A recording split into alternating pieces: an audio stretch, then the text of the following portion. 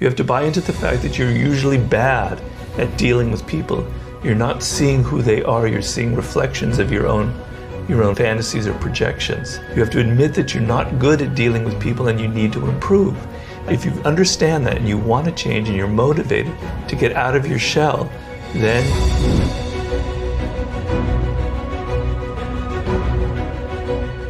how do we understand the strength of someone's character? Comment savoir si quelqu'un a la force du caractère ou au contraire qu'il est toxique? Car s'il y a des choses qui peuvent effectivement être constatées, et la personne ne respecte pas sa parole ou est négative, comment détermine-t-on vraiment le caractère de quelqu'un? Well, the first thing you have to do, the most important thing is to realize Bien, le plus important est de prendre conscience que le caractère reste le facteur déterminant pour juger quelqu'un. Habituellement, nous pensons qu'une personne est très bien dès lors qu'elle se montre charmante, belle ou qu'elle a réussi. So if we're looking, let's say we're looking for a business partner or a romantic partner. Mettons que vous recherchez un associé en affaires, une relation romantique ou un collaborateur de travail. Si vous basez votre décision sur ce genre d'apparence, et étant donné que les gens peuvent être très bons quand il s'agit de vous tromper en se montrant très charmant et très flatteur ou en présentant un CV brillant, il se peut que vous vous laissiez séduire.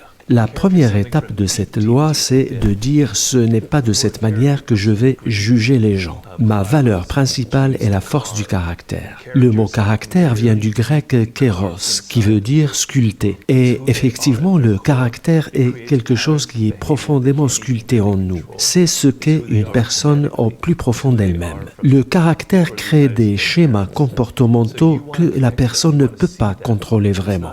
C'est ce que la personne est génétiquement. C'est ce qu'elle est de par les valeurs héritées de ses parents. Et ce n'est pas quelque chose qui vous est immédiatement visible parce que les gens cachent leur caractère. Vous devez donc le voir et lui attacher plus de valeur que n'importe quoi d'autre. Car ce dont vous avez besoin, ce sont des gens avec un caractère solide. Vous avez besoin de gens qui s'adaptent, qui sont capables d'être fluides sans être faibles. Vous avez besoin de gens qui, à l'instar du métal, ont une force intérieure et de la profondeur, mais qui peuvent fléchir, qui peuvent apprendre, s'adapter et changer. Vous avez besoin de gens empathiques, des gens qui savent comment s'entendre avec les autres. Si vous devez donc choisir entre deux personnes, l'une ayant un CV brillant et l'autre ayant une bonne compréhension de la nature humaine et des relations sociales, mais aussi une bonne éthique du travail, choisissez cette dernière et non pas nécessairement la personne au CV brillant.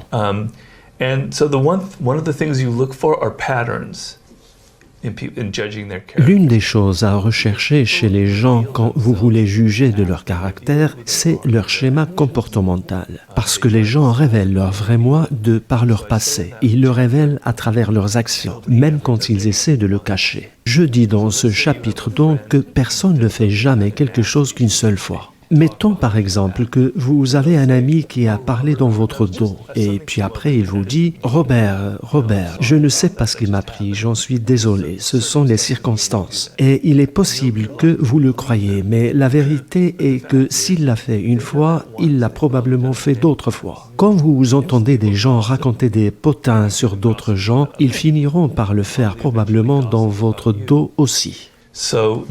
Vous devez donc être capable de voir les schémas comportementaux des gens et comprendre que s'ils ont fait certaines choses dans le passé, ils continueront à le faire. Parce que nous, les humains, avons un comportement compulsif et nous sommes obligés de répéter les mêmes erreurs encore et encore. How do we stop that pattern if we recognize it within ourselves? Comment mettre fin à un schéma comportemental? Si je constate que mon caractère n'est pas adéquat et que je ne veux plus faire des choses que je fais depuis des années, que dois-je faire pour renforcer mon caractère? Sachant qu'en brisant certains schémas, cela aide à développer un caractère plus solide, à moins que ça ne soit pas possible. Of course it's possible. Bien sûr que c'est possible. À la fin de chaque chapitre, je vous montre comment vous pouvez transformer une qualité potentiellement négative en une qualité positive. Donc, quand il s'agit de vos propres schémas comportementaux, vous devez d'abord prendre conscience que vous les avez, ces schémas, avant de vouloir y mettre fin. Être conscient donc. Yeah, honesty. This is a book about Oui, et l'honnêteté. Si vous n'admettez pas que vous avez ces schémas comportementaux, vous ne pouvez pas les casser. Je sais que quand il s'agit d'écrire des livres, j'ai 2 schémas vraiment terribles. Like what? Comme quoi? Well, Je stresse trop par rapport à des choses qui ne sont pas si importantes. Obsessive. Se stresser de façon obsessionnelle. I take note cards. Oui, j'utilise des fiches pour tout ce que je lis dans le cadre de mes recherches et je prends beaucoup trop de notes. J'en ai des milliers de ces fiches. Je me dis, arrête d'être si perfectionniste, tu perds ton temps. Mais chaque fois que j'écris un livre, je le fais. J'en suis très conscient et je suis conscient de vouloir casser ce schéma, mais vous devez d'abord le voir et être honnête avec vous-même pour pouvoir le casser. Right. So that's the first step, is seeing the pattern. C'est donc ça le premier pas, constater un schéma comportemental et ensuite ne pas lutter contre, ne pas essayer d'être quelqu'un que vous n'êtes pas. Au lieu de cela, trouvez un moyen d'utiliser ce schéma ou ce problème à votre avantage. C'est ce qu'a fait Ryan Holiday, qui a écrit un livre intitulé « L'obstacle et le chemin ». Je cite dans le livre l'exemple de l'actrice Joan Crawford, de l'époque hollywoodienne classique qui a connu une enfance tourmentée. Elle n'a pas connu son père, sa mère la battait, les hommes la maltraitaient, etc. Ce qui a donné lieu chez elle à de terribles schémas comportementaux. Mais elle a trouvé moyen de retourner la situation. Elle s'est servie de tous ces inconvénients pour devenir une actrice puissante. Elle s'est servie de la souffrance de son enfance et de la maltraitance qu'elle a subie, et donc de sa sensibilité accrue, pour travailler de façon harmonieuse avec les réalisateurs et les acteurs. Pour se connecter à eux, pour bâtir une relation essentiellement, c'est ça? Yeah. Oui, elle était très consciente de ses propres faiblesses et de sa fragilité et elle les a utilisées comme une force.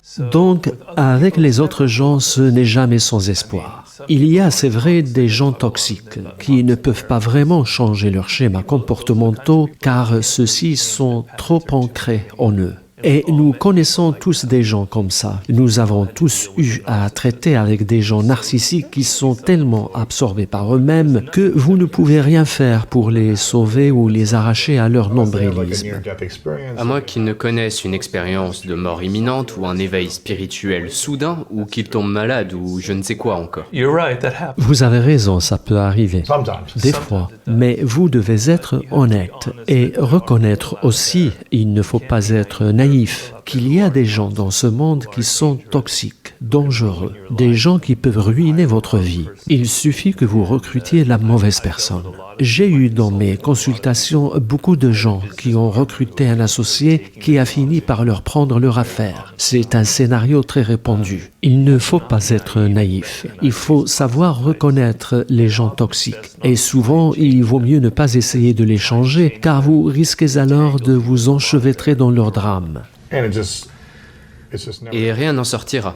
Vous pouvez essayer pendant des années et vous aurez perdu votre temps et votre énergie. Mais voyez-vous, les gens doivent le vouloir pour changer. Ils doivent être motivés. Vous pouvez les aider en les éclairant sur certains schémas ou certains problèmes, mais le reste doit venir d'eux. Now you talk about the law of self-sabotage. Yeah. And Vous parlez de la loi de l'autosabotage et vous dites que les gens toxiques qu'on attire à soi peuvent en être la cause. Quelles sont les autres manières de faire de l'autosabotage? Well, this is a chapter about your attitude. Bien, c'est un chapitre consacré à l'attitude que nous adoptons dans la vie. Dans ce chapitre, je parle de la nature humaine et de nos différentes manières de voir la vie. C'est ce qui explique que vous et moi pouvons aller voir le même film Et il se peut que je l'aime parce que j'y trouve un intérêt et que vous le détestiez parce que vous y voyez tout autre chose. Nous regardons le même monde, la même réalité, mais nous l'expérimentons différemment. Tous les gens que nous rencontrons expérimentent le monde différemment de nous. Notre attitude dans la vie impacte notre façon de voir. Et il y a des gens qui ont une attitude qui tend vers la négativité. Et je décris une attitude négative comme étant une attitude fermée, ce qui veut dire que la personne n'est pas ouverte à de nouvelles expériences. Elle a certaines croyances et certaines idées sur la vie et elle n'est pas prête à les changer de peur de perdre son sentiment de sécurité. Ce dont nous avons besoin donc, c'est d'une attitude expansive, une attitude qui consiste à accepter les gens sans toujours les juger de façon négative, car nous comprenons que les gens ne peuvent pas ne pas être ce qu'ils sont. Il faut rester ouvert au changement et à l'aventure, et ce genre d'attitude vous fait gagner en liberté. Donc, le pire qui puisse vous arriver, c'est de transformer votre attitude en quelque chose de bien. C'était quoi votre question? Comment savoir que nous sommes en train de faire de l'auto-sabotage et quelles sont les choses que nous faisons le plus et qui sont susceptibles de nous conduire à nous saboter nous-mêmes? If we have a setback, Bien, quand nous essuyons un revers ou un échec dans la vie, ce qui est inévitable, que faisons-nous? Est-ce qu'on s'analyse, on constate ce qui n'a pas marché et on cherche à changer les choses, ou est-ce qu'on se tourne immédiatement vers l'extérieur et on attribue la responsabilité de notre échec aux autres? Cette personne m'a eu, la société ne m'aime pas, c'est la faute à telle ou telle circonstance, c'est le monde, ce n'est pas moi. Ça, c'est un schéma comportemental d'auto-sabotage. Parce que si vous pointez du doigt toujours les autres et que vous les tenez responsables, vous n'apprendrez jamais de votre expérience et vous finirez par ressentir de l'amertume. C'est donc ça l'une des principales sources d'auto-sabotage.